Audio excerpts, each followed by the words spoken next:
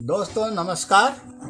अरे बहुत दिनों के बाद में आज मुलाकात हुआ आप लोगों से। हम अभी क्या बोले नहीं थे, यहाँ पर दूसरे जगह काम में गए हुए थे और आप लोगों को वीडियो बनाने के लिए मेरे पास में समय नहीं मिल रहा था। आप लोगों को साथ बातचीत करने का मौका नहीं मिल रहा था।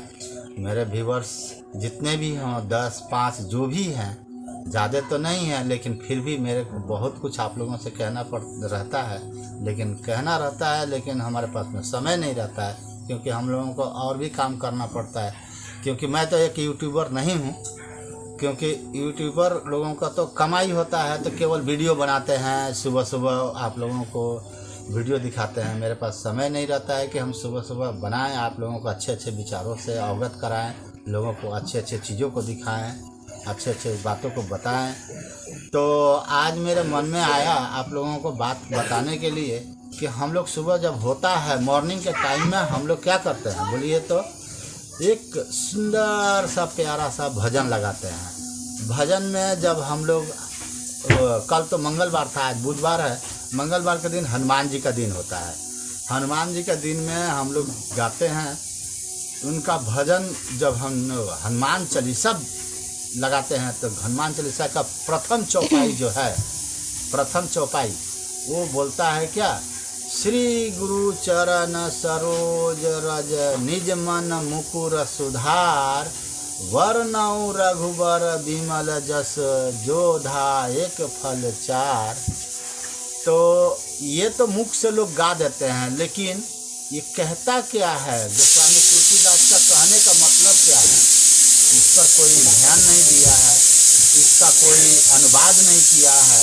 और अनुवाद अगर आपको नहीं करके बताया जाए तो आप क्या रटेंगे। और रटंत विद्या में क्या होता है, लोग रट रट के, जैसे कि एक बार की कहानी है कि एक जंगल में एक तोता का बच्चा पेड़ के घोंसला से नीचे गिर गया।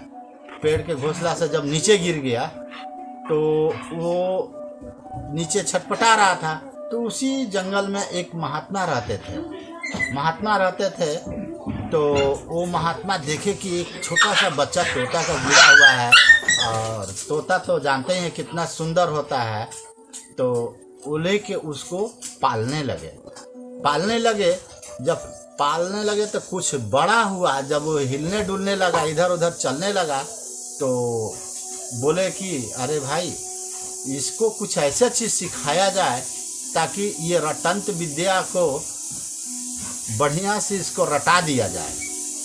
वो क्या रटाए उस तोते को, आइए इस कहानी में हम आपको बताते हैं कि बहेलिया आएगा, दाना डालेगा, जाल बिछाएगा, फंसना मत। अब बताइए उन लोग महात्मा को क्या सोच में आया कि भाई हमने तो पाल पोस के इसको बड़ा कर देंगे, और जंगल में बहेलिया लोग आता है, लोग चिड़िया फंसाने के लिए, तो वो लोग जाल बिछाएगा लोग और दाना डालेगा लोग, और फिर इसको फंसा के लेके जाएगा लोग, और फिर मार देगा लोग वो लोग। तो इसलिए इसको ऐसा ज्ञान दे दें। महात्मा थे, बड़े विचारों वाले थे, तो वो सोचे कि ऐसा ज्ञान दे दें कि इनको कोई न फंसा सके। तो वो अपने तरफ से ज्ञान रटंत विद्या में उसको रटाए कि बहेलिया आएगा, दाना डालेगा, जाल बिछाएगा, फंसना मत। यही वो तोता रट रहा था। रटते रटते उसको पूरा जब सीख लिया और जब उसका पंख हो गया तो महात्मा ने उसे उड़ा दिया। उड़ाने के बाद में वो फिर जंगल में उड़ गया। उड़ने के बाद में जिस डाल पर बैठता था यही बोलता था, बहेलिया आएगा, दाना डालेगा, जाल बिछाएगा, फंसना मत। कहते कहते कहते कहते एक दिन उस जंगल में एक बहेलिया आया। उसने देखा कि भाई इस जगह पर तो बहुत सारे तोता हैं, और उन्होंने बस वहाँ पर जाल बिछा दिया। जब उसने जाल बिछाया तो बहुत उस पर दाना डाला।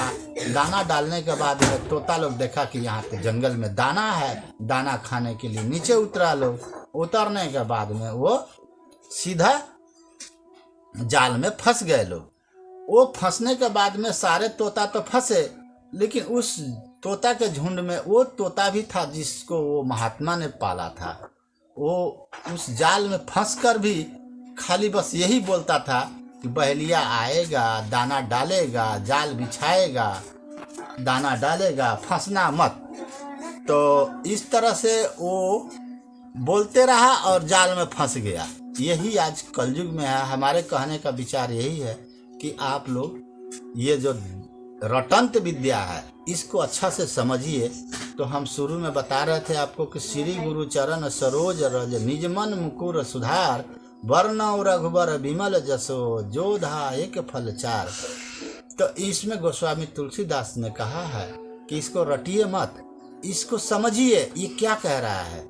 श्री गुरु चरण, हमारे गुरु का चरण, सरोज रज माने सरोज माने कमल होता है, रज माने जैसा, हमारे गुरु का चरण कमल जैसा है। श्री गुरु चरण सरोज रज, निज मन मुकुर सुधार।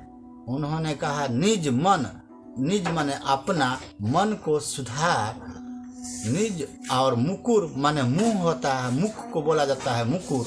ये सब संस्कृत और अवधी भाषा का ये है प्रचलन है। इसमें समझाने के गोस्वामी तुलसीदास ने कोशिश किया है कि निज मन मुकुर सुधार माने अपने मन और मुख को सुधारो।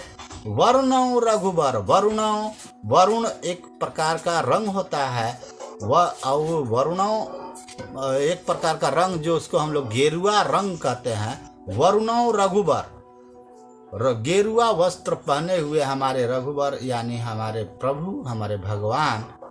वर्णौ रघुबर विमल जस, विमल माने जल होता है, जल को विमल बोला जाता है।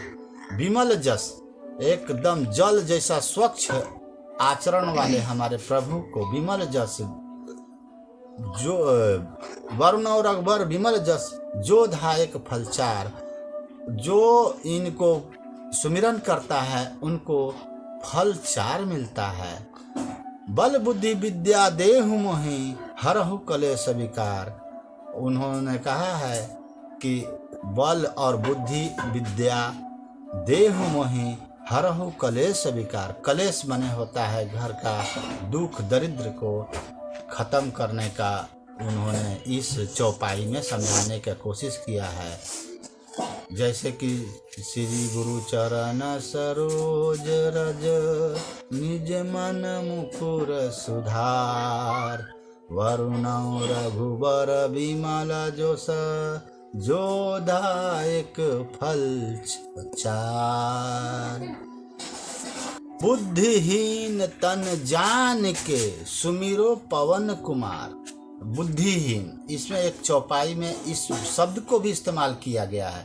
बुद्धिहीन माने हमको बुद्धिहीन समझ के, माने हमको एक भोला समझ के, एक मूर्ख समझ के हम पूजा पाठ करने का ढंग नहीं जानते हैं, हम आपका सुमिरन करने का ढंग नहीं जानते हैं। इस तन को जानकर, इस आदमी को जानकर, बुद्धिहीन तन जान के सुमिरो पवन कुमार। तो इस तरह से पूरा चौपाई का अर्थ हुआ। इस अर्थ को अगर कोई महात्मा, कोई साधु संत कोई समझाता है तो ठीक है, नहीं समझाता है तो मैंने समझाने की कोशिश किया है।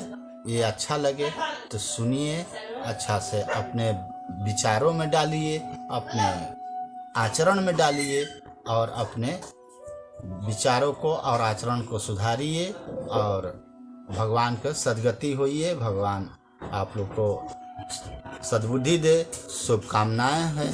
और इतने बातों को कहकर मैं आज का वीडियो ख़त्म करता हूं। आप तक ये संदेश पहुंचाना था। थैंक यू, धन्यवाद। लाइक करिए, सब्सक्राइब करिए और कमेंट भी कीजिए कि इस कथा का कैसा आप लोगों को लगा। मेरे पास ये छोटा सा था क्योंकि इसको समझाने के लिए मेरे दादा परदादा जो थे, हम लोग को बैठते थे। पुराने ज़माने में टीवी नहीं था, मोबाइल नहीं था। उस ज़माने के हम लोग हैं 80-90 का ज़माने के हम लोग यंग लड़के थे। तो उस समय हम लोगों को मनोरंजन करने का कोई साधन नहीं था। तो उस समय यही सब बातें हम लोगों को बुजुर्ग समझाया करते थे, पढ़ाया करते थे, तो हम लोग सुनते थे। अभी तो मोबाइल से आप लोगों को फुर्सत नहीं मिलता है, तो इस मोबाइल के ज़रिए ही मेरा ये संदेश आप लोगों को पहुंचाने की कोशिश किया है। धन्यवाद।